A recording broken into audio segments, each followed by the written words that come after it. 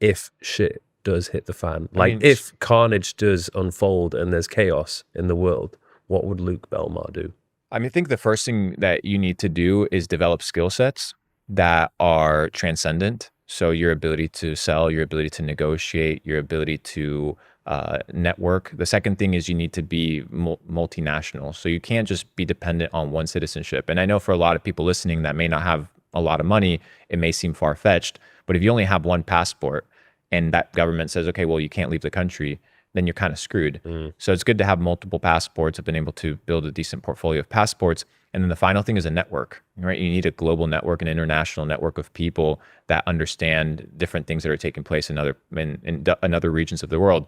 So I have certain escape plans and certain strategies and ecosystems that I'm building in different remote places of the world, just in case certain areas and certain civilizations become too controlled. Usually third world countries tend to be a good region. So people or ecosystems that are still really moving with cash, that don't have a lot of digitalization, tend to be good. So Indonesia is pretty decent. You look at Bali. Bali's still a pretty good place to operate. Argentina, now with the new presidency, is giving you access to a lot more opportunity, your ability to buy big plots of land. One of my goals is to build ranches around the world that are self-sustaining. So your own fresh water supply, your own animals, game, deer that are just roaming around, and building what I like to call high trust societies. High trust societies are small networks of people that trust each other that each have different functions inside of that community. And that community is self-sustaining in and of itself. So some people do the farming, some people do the plumbing, some people do the electricity, some people, and you kind of form these high trust societies that you can't really form in massive cities, whether it's Dubai, New York City, Los Angeles, because in these ecosystems, you're very much dependent off of the businesses that are making the ecosystem operate. And if these businesses go out of business or no longer functional, then you end up being in a really tough situation.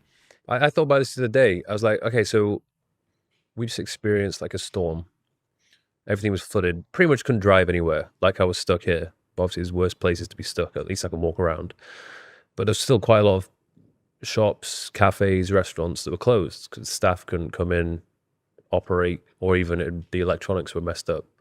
But I was thinking, what if it's like a more severe case of this where the electricity goes out for days, Wi-Fi goes out, Wi-Fi goes out, cell the towers. food runs out.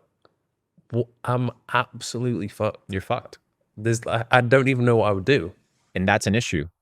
Like that's an issue. And people don't think about that. People think that society, when you look at any kingdom, when you look at any civilization, they've all gone extinct. Every single one of them. The Roman Empire didn't think that they were going to get nuked. They got destroyed. They lasted about 1,000 years. Then they got divided into a couple kingdoms, but they still got destroyed. You look at the Alexandria. You look at the Greek Empire. It was even Persian Empire. Do you see the Eye of Africa? I haven't seen it. It's the Richard structure, and they believe that the city of Atlantis was there once upon a time, like 12,000, 13,000 years ago, maybe more.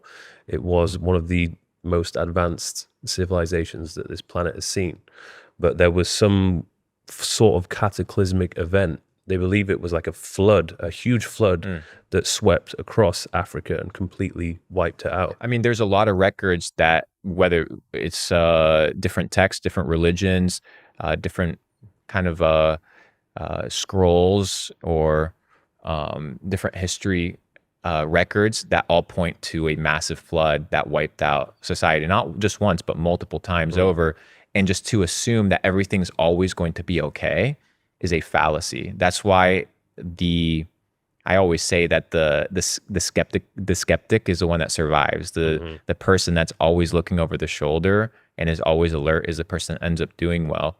And you kind of have to be a little bit paranoid, because if you're not paranoid, then a bad situation could take place and you have no sort of rescue plan or B plan. That's why making money is an extremely important thing to do, because it gives you access to tools and resources and people that you wouldn't have otherwise.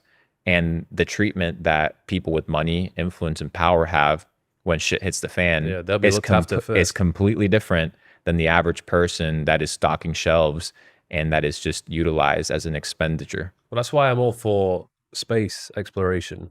Like, I do think that it's important for our species to be interplanetary and not be stuck just to this one planet. I mean, Because now if with something, this whole weather control thing, the time could come where you can basically cloud seed Mm. and create civilization on other places. Have you heard of the is it the HARP program, which I think is, I don't know if that's associated with America, but apparently it's something to do with how they can alter the atmosphere to affect weather systems. Oh, But that's all 100%. very secretive. Nobody really knows how You can look advanced at that is. Bill Gates, who's a massive crook, and he's now pushing something to add haze into the atmosphere to start kind of covering the sun so that it doesn't cause the planet to warm up. I'm like, okay, so this Yeah, guy's just playing God there's now. going to It's be kind of no fucking side crazy, effects bro. of that. Yeah. Do you think there's anybody who is in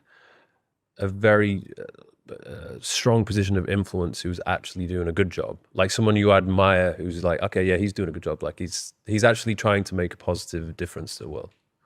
It's a tough one. It's a tough one because all you can go off of is perception, and perception is controlled, right? So whether you're an influencer, that's a small one or a big one, whatever content you put out ends up being how people perceive you. So what if the people that run the world understand how to control that narrative? Anybody that's in a government institution, I just automatically don't trust them because I don't truly think that we need big government the way that it's being pushed on us. I don't believe in this source of controlled authority over mass amounts of people, and the ones that are like, oh, well, Luke's talking out of his ass, or Luke doesn't understand that you do need government. Well, you've never lived in a situation whereby you've actually had deep levels of freedom. And when I tell people, let's say you were a society that was in slavery, and let's say you're born in year 200 of that 400-year cycle of slavery, you have no concept of freedom. You have no concept whatsoever of what it means to be autonomous. Today, we look at the US dollar built on the fiat system, a massive way to control society by printing money out of thin air and getting people employed. That's why they're called human resources, right? Because you're just an expendable resource for building all these things that are pretty much propped off of debt and off of fiat. It's pretty much slavery, right? And yeah, certain people can get out of it. Certain people can, finesse their way to the top. And like I said, the internet kind of is giving people the opportunity to do that. But most people end up living lives of what I like to call quiet desperation. And they are pretty much slaves to their 9 to 5. They're slaves to the preconceived notions of how one should actually go about making money or building a business. And in my opinion, these are all mechanisms of control to subdue society and control society at a mass scale. Keep people broke. In the US, for example, everything's on credit and everything's on debt. Oh, you want to get a house? Okay, perfect. Get a mortgage. Mortgage is a loan. Oh, you want to get a car? Perfect. Here's a car payment. They sell iPhones on payment plans. Everything's on a payment plan. That's all debt. It's all propped up by something that's not real. What's a 30-year mortgage? Imagine getting a 30-year mortgage at the age of 60. What are you going to pay it off when you're 90? It's not real. It's bullshit. So in the 40s and the 50s, when people were working at factories before the dollar was hijacked by the Federal Reserve and removed off of the gold standard, you would work 2, 3, 4, 5 years in a factory, make your $2,000, $3,000, $4,000, $5,000 a year, and in 2 years you would buy a house, you would buy a car. You wouldn't have to work 10 years in order to afford a place to live. And that all comes down to the fact that the money printers are the way to steal from people through inflation and through the debasement of currency, which is what we're seeing nowadays. Like I said, unless you understand monetary policy, unless you understand that finance is the new language of the elite, just like back in the day, Latin used to be the language that the church would utilize to control the peasants. Instead of teaching the peasants Latin, or in this case, the peasants nowadays finance, you would have the Pope or you would have the minister be the one that was the middleman between you and God. And that's why when you look at the US dollar, it says, "In God we trust." It's really funny because you're not trusting in your own ability to decipher what's taking place. You're going off of a middleman. If you look at the tax code, it's 4, 5, 6,000 pages long. Who has time to read that? Who has time to actually understand what's taking place, or if what we're being taxed is legitimate or fair or constitutional or even legal? They don't. So people nowadays are really much trusting Hmm. off of big organizations, and anything that has an acronym as an organization, whether it starts with an F or whether it starts with a C, all these crazy ones that I'm not going to say just in case we end up being in a bad situation. Uh, you need to be very skeptical Hmm. because you don't know who's behind it. And these centralized sources of authority, whether they start off legitimate, which they truly could, can end up being in a situation that they can get hijacked and compromised. Just like these big social media platforms, they get hijacked from the inside. If you look at Pavel's interview with Tucker Carlson the other day, he talks about how a big government agency, I think it was the FBI, uh, when he went to set up his headquarters in San Francisco, they approached one of his developers to inside of the Telegram code to put back doors so that they could get spied on. But this all happened on different social media platforms. So imagine you have all these backdoors already set up ahead of time. You hijack developers, insert ghost code, and start managing mass surveillance at a level that hasn't been seen before. It was it was pretty much introduced in the United States in 2001 after 9/11. It's called the Patriot Act. And it's really such a funny name because they always make it sound super epic, but it's basically a massive surveillance program to control populations. It's very scary. So going back to your initial question, is there any big influencers or influential people at a political scale that I would trust? The answer is no. Because if you're playing in the swamp and you're playing the dirty game, uh, it's going to be a hard one. What do you think of Elon Musk? Elon is an interesting character. I think he understands psychology and understands persuasion and understands human nature better than most. I think he's doing a lot of net positive things, but simultaneously, you have to be skeptical at somebody who's utilizing cobalt mines in the middle of Africa, right, in order to power Tesla batteries and utilizing, children and teenagers and women to get this out of the ground. You also have to look at, for example, Tesla. Tesla is pretty much a surveillance vehicle at this point. It's powered by electricity, which could be turned off at any moment.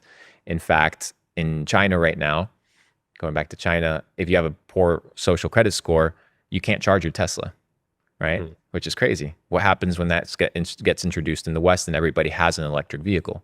So they'll tell you on one Do you side, think that's why they're pushing electric vehicles so 100%, much? Yeah. because it's a mechanism of control. You have one kill switch, and you can basically turn off all sorts of travel. Think about it. Hey, regulation says you can't leave 5 kilometers from your house. New pandemic, new virus. Oh, well, you don't want to comply? Well, we're tracking through your car. Your car has Wi-Fi. You went 5 kilometers outside of your house. Turn off the car. Boom. And it doesn't even have to come down specifically to one individual like Elon, but this entire premise right now of biometric scans to access the internet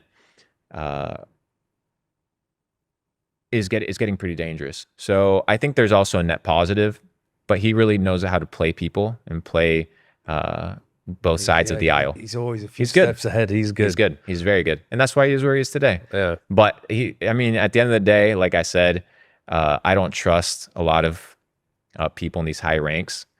And that's probably why I haven't been invited to any of these crazy parties. I like what he's doing, trying to get people on Mars, though. I think we should be pushing space exploration more. Like all that kind of stuff is so fascinating. It's fascinating. Like, I love to know the origins of where we came from, humanity, the universe, things like that. Do you have any strong thoughts on that? Bro, I'm just here today, right now. I spawned into this reality, this 3-dimensional realm. I don't know what the fuck is happening. Some people tell you that there's reptilians. Some people tell you that there's all sorts of shit. All I know is that there's something weird, right, taking place. I can't put my finger on it. I don't know what exactly it is. All I know is that humanity is very much controlled at a mass scale. And it's definitely controlled by maybe a couple thousand people that really understand how the world really works. And they do it through banking. They do it through social media platforms, and they are being quite effective at it. What do you say to people who say that you're just talking shit and you're crazy? I mean, that's fine. That's Do, fine. do you get a lot of that? That's yeah, I get it every now and then. I get people that say that I'm talking out of my ass, but who cares? Well, I think it's like many things. Like if people actually sit down and listen to you on long form content for like an hour and a half, like you make a lot of sense. You're very articulate, very intelligent. But if somebody sees the short form chopped up clip of you saying something for 30 seconds out of context, people are like, what the, where's this coming from? What's Yeah, this guy for talking sure. about? And I think that's the beauty of short form. Short form isn't about expressing your full opinions. Short form is basically just like an internet billboard. Mm-hmm. So the more billboards you have, the more views you get and the more eyeballs you get. And then long form content is where people actually get to understand and know what you're actually about. So yeah, I have some people grill me at a short clip level, but when you start digesting content at a macro level, I think a lot of the narratives or context that I'm trying to convey make quite a bit of sense. I've seen quite a lot of people attempt to do this model of expansion on social media, like you have done very well, Tate has done very well, but they seem to have not executed it very successfully. I think that's either they don't have the right team behind them or they're just not saying something of value, or I don't know, it's not grabbing the attention. It just doesn't work. They don't know how to run a business. Mm-hmm. Content distribution is a business.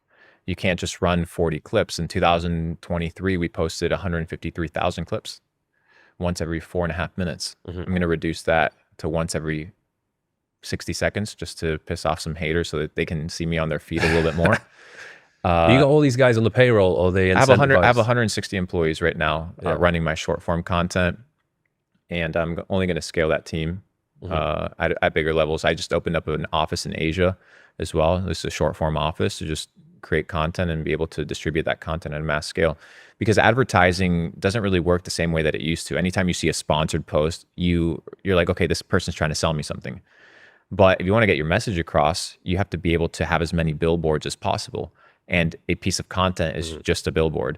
Whether it's positive, negative, you get laughed at, or people agree with what you're saying, it doesn't really make a difference. It's merely a funnel to long form content where people get to know what you're deeply about. You want it to be shareable. Yeah. And I'm sure like a lot of the stuff you've been putting out, people are sharing All sorts of stuff.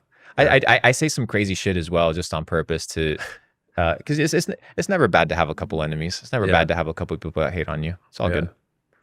Well, I think it's something which I've realized. Like, if you do want to be successful, if you do want to earn some serious money, then you have to be prepared to piss a couple of people off. Presidents win elections off of 51% popularity. The other 49 hate their guts. You don't have to have everybody love you. If your goal is to be loved by everybody, then you're going to get lost in the sauce and you're going to not really understand how to be happy, because not everybody's going to agree with you. Not everybody's going to like you. And at the end of the day, it doesn't really make a difference. My goal is very simple, is I'm here to express certain opinions, and these opinions might change in 2 months. That's the beauty of it. You know, we're always evolving. We're always learning. And I'm just trying to scale my content distribution and utilize this glitch that we currently have of being pushed at a mass level on the internet, because I don't know it'll be around forever. I'm just maximizing the attention while we have it.